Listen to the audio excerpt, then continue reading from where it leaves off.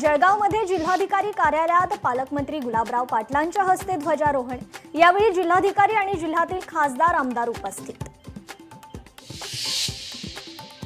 हिंगोली जिल्हाधिकारी कार्यालयात पालकमंत्री नरहरी झिरवाळ यांच्या हस्ते ध्वजारोहण। यावेळी जिल्हाधिकारी, पोलीस अधीक्षक, जिल्ह्यातील आमदार उपस्थित।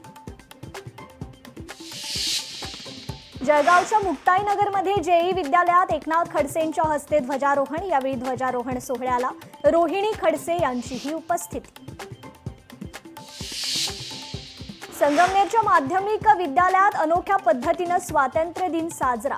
विद्यालयातील 1200 विद्यार्थ्यांची एक पेड़ मां के नाम अशा मानवी साखळीमध्ये रचना। बीड जिल्हाधिकारी कार्यालयात उपमुख्यमंत्री अजित पवारांची आंदोलनकर्त्यांची भेट। नागरिकांच्या समस्या सोडवण्यासाठी जिल्हाधिकारी आणि पालिका प्रशासनाला सूचना। नांदेडच्या मारतळा येथे मनोज जरांगेंची चावडी बैठक। 29 तारखेला मुंबईत घुसणार आणि ओबीसीतूनच आरक्षण घेणार, मनोज जरांगे पाटलांनी व्यक्त केला निर्धार।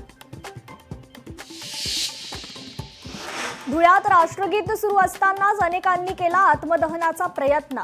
जिल्ह्यातील विविध भागातील नागरिकांनी जिल्हाधिकारी कार्यालयाला पालकमंत्र्यांच्या समोर केला आत्मदहनाचा प्रयत्न।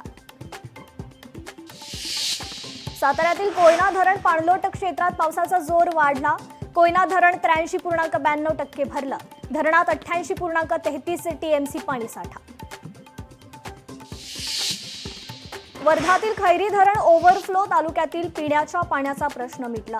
शेतकऱ्यांच्या शेतातील सिंचनासाठी देखील मुबलक पाणीसाठा। बीड जिल्ह्यात रात्रभर पावसाची संततधार। सर्व भागात पाऊस असल्याने शेतकऱ्यांमध्ये समाधान व्यक्त। बुलढाण्यात मेहकर इथे मोबाईल टॉवरवर चढून शेतकऱ्यांचं आंदोलन। कर्जमाफीसाठी शेतकऱ्यांच्या इतर मागण्यांसाठी आंदोलन।